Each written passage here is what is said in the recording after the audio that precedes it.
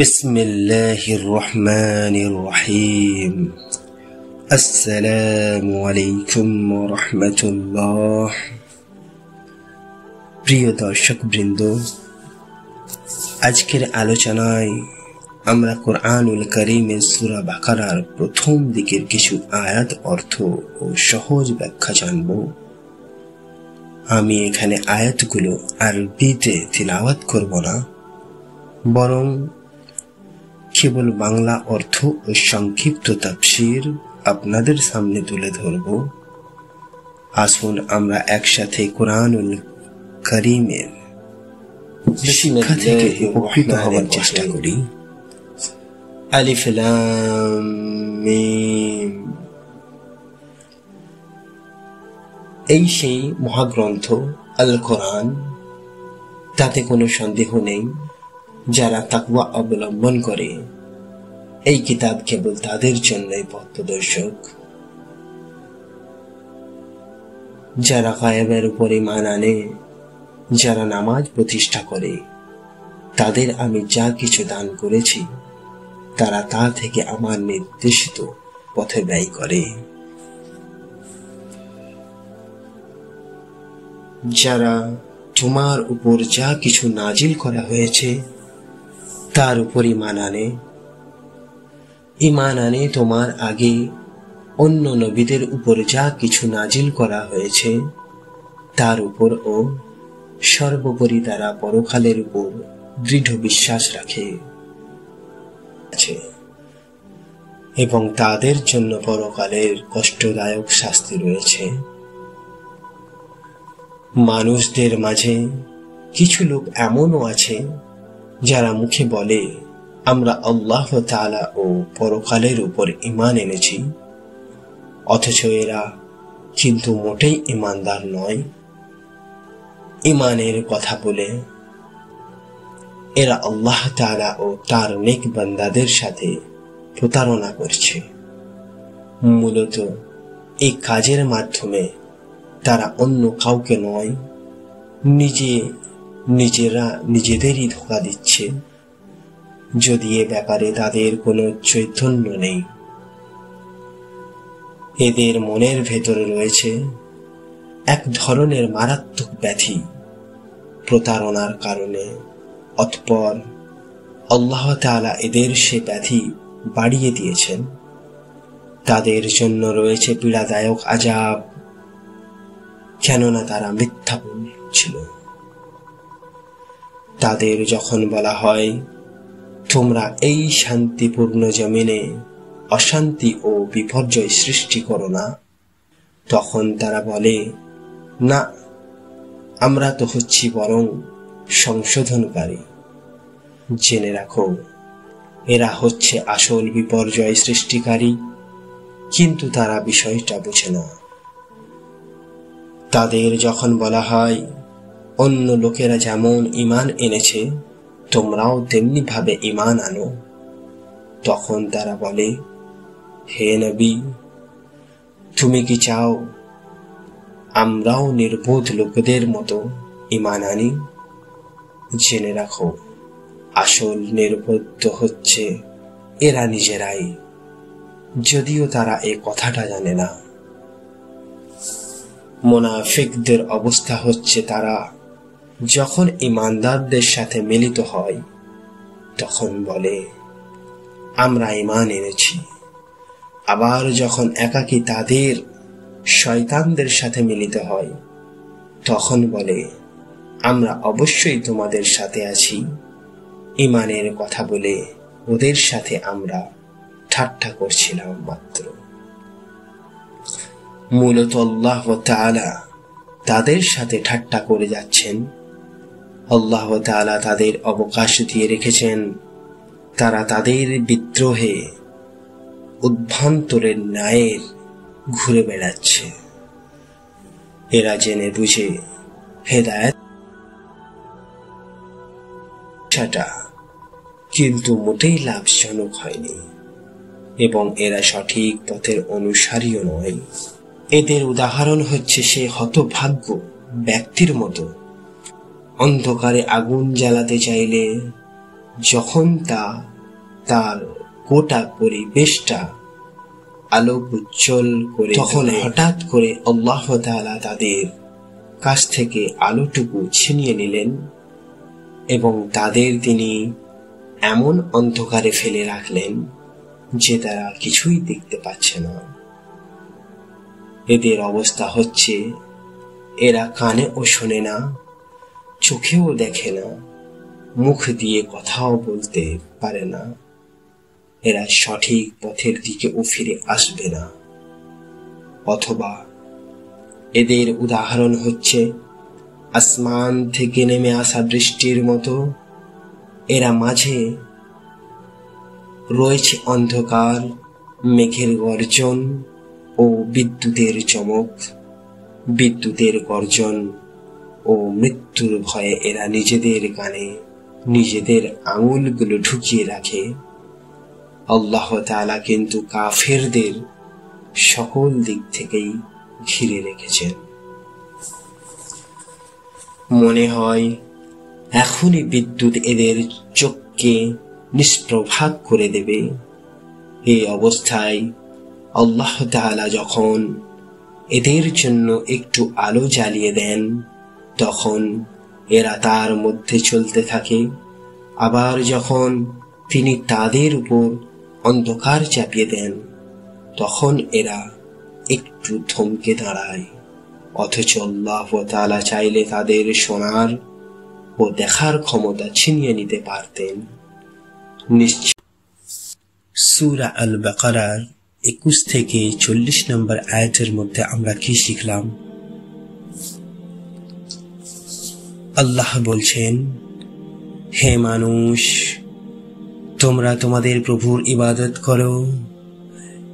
এখানে সব মানুষকে আহ্বান করা হয়েছে, শুধু মুসলিম নয়, সমগ্র মানব জাতিকে। আল্লাহ প্রমাণ দিলেন, তিনি তোমাদের সৃষ্টি করেছেন, পৃথিবীকে বিছানা বানিয়েছেন, আকাশকে ছাদ বানিয়েছেন, বৃষ্টি নামিয়েছেন, ফলমূল দিয়েছেন।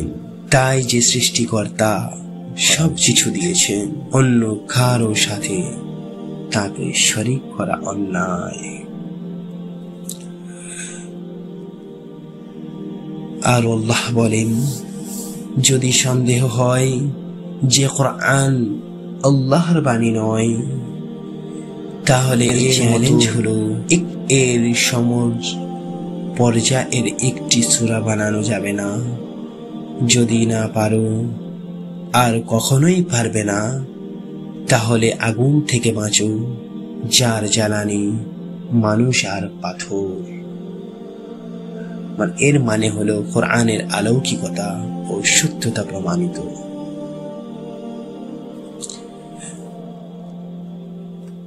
যারা ঈমান আনে ও সৎকর্ম করে, তাদের জন্য জান্নাত রয়েছে। জান্নাতের নদী প্রবাহিত হবে, নতুন নতুন ফল দেবে।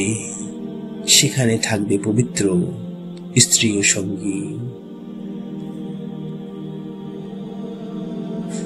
এতে বোঝানো হলো, জান্নাত শুধু আত্মিক সুখ নয়, শারীরিক ও চিরন্তর সুখের জায়গা। আল্লাহ উদাহরণ আরো দেন, তিনি ক্ষুদ্র প্রাণী যেমন মশার দৃষ্টান্ত দিতে পারেন। ঈমানদাররা বুঝে নেয় এটা আল্লাহর পক্ষ থেকে হিদায়াত। কাফেররা ঠাট্টা করে, যারা আল্লাহর অঙ্গীকার ভঙ্গ করে, সম্পর্ক ছিন্ন করে, পৃথিবীতে ফাসাদ করে, তারাই গোমরাহ। এখানে শিক্ষা হলো, আল্লাহর ছোট বড় সব সৃষ্টি থেকেই হিদায়াতের নিদর্শন পাওয়া যায়। আল্লাহ প্রশ্ন করছেন, তোমরা কিভাবে আল্লাহকে অস্বীকার করো? তোমরা মৃত ছিলে, তিনি জীবন দিলেন, দেবেন, তারপর পূর্ণ জীবন দেবেন। এতে সুস্পষ্টভাবে আখিরাতের প্রমাণ দেওয়া হলো। আর পৃথিবীর সবকিছু মানুষের জন্য সৃষ্টি করা হয়েছে। আকাশকে 7 স্তরে সাজানো হয়েছে। আর আদম আলাইহিস সালামের সৃষ্টি করার ঘটনা, আল্লাহ ফেরেশতাদের বললেন, আমি পৃথিবীতে খলিফা বানাবো। ফেরেশতারা বলল, তারা কি ফাসাদ করবে না? আল্লাহ বললেন, তোমরা জানো না, আমি যা জানি। আল্লাহ আদম আলাইহিস সালামকে যে সব জিনিসের নাম শেখালেন, এতে বোঝা গেল মানুষের বিশেষ জ্ঞান ও বুদ্ধি আছে।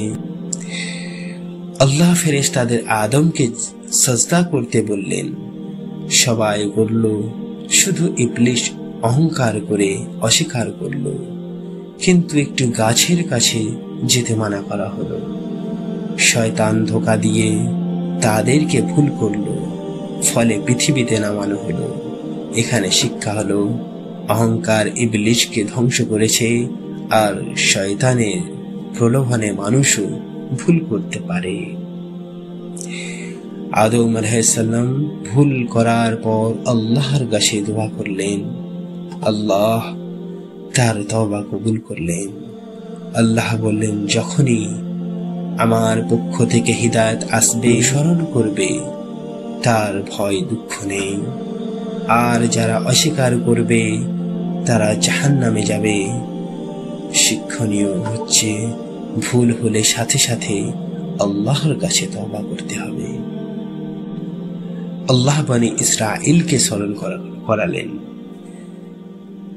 আমার নিয়ামত স্মরণ করো, আমার অঙ্গীকার পূরণ করো, কোরআনে বিশ্বাস আনো, যা তোমাদের কিতাবকেও সত্যায়ন করে। সামান্য দুনিয়ার লোভে আল্লাহর আয়াত বিক্রি করো না, সত্যকে মিথ্যার সাথে মিশিও না, এবং জেনে বুঝে সত্য গোপন করো না। আসুন বন্ধুরা, আমরা বুঝে নিই যে এতে থেকে আমরা কি শিক্ষা পেলাম।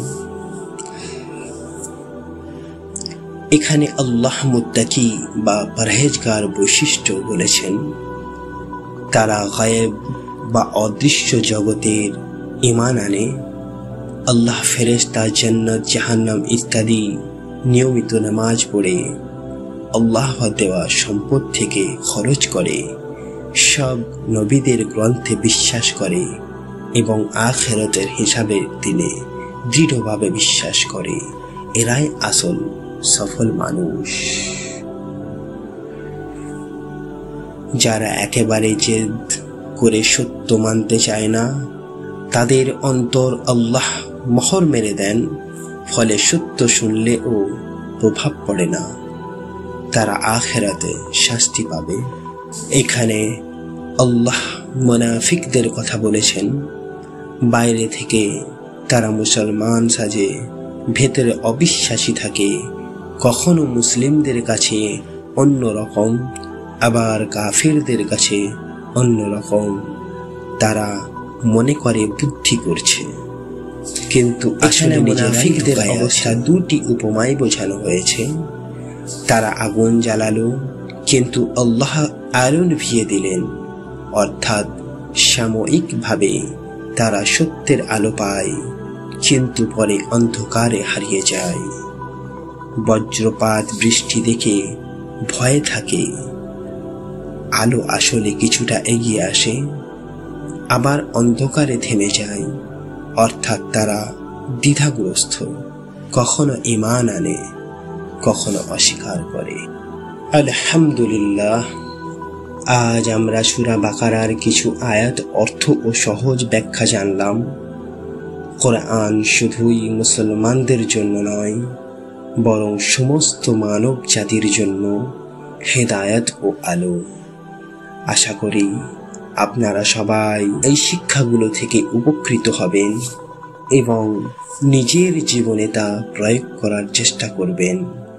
যদি ভিডিওটি ভালো লাগে তবে অন্যদের সাথে শেয়ার করুন, যাতে তারাও কোরআনের আলো থেকে উপকৃত হতে পারে।